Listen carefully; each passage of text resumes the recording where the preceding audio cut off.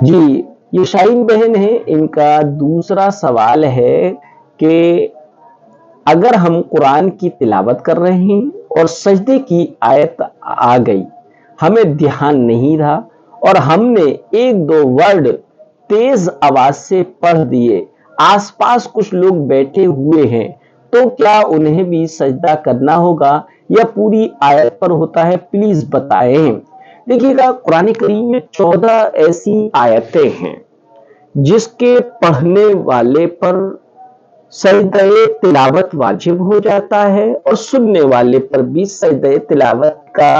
ادا کرنا واجب ہو جاتا ہے۔ اب پورا ورڈ نہیں بلکہ اس آیت کا کوئی حصہ، آیت سجدے کا کوئی ایک حصہ آپ نے پڑھ لیا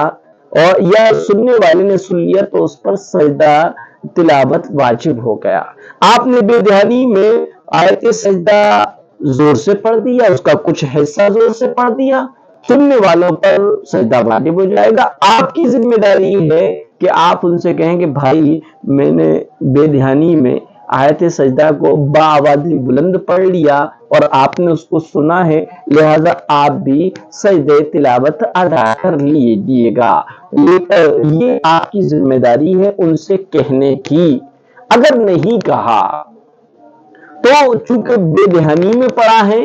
جان بوجھ کے نہیں پڑا ہے، تو گناہ گار تو نہیں ہوں گے، لیکن اصول یہی ہے جب آیت سجدہ آئے اور آس پاس لوگ بیٹھے ہوئے ہوں تو اس آیت سجدہ کو آہستہ پڑھنا چاہیے۔ بہرحال اگر زور سے پڑھ دیا اور سننے والے نے اس کو سن لیا، چاہے سننے والے کا قصد اور ارادہ اور نیت ہو یا نہ ہو، لیکن آیت سجدہ اس کے کان میں چلی گئی ہے، تو پھر اس صورت میں سننے والے پر بھی سجدہ تلاوت واجب ہوگا اور آپ کے لیے اس کا بتانا ضروری ہوگا کہ بھئی میں نے آیت سجدہ پڑھ لی ہے زور سے،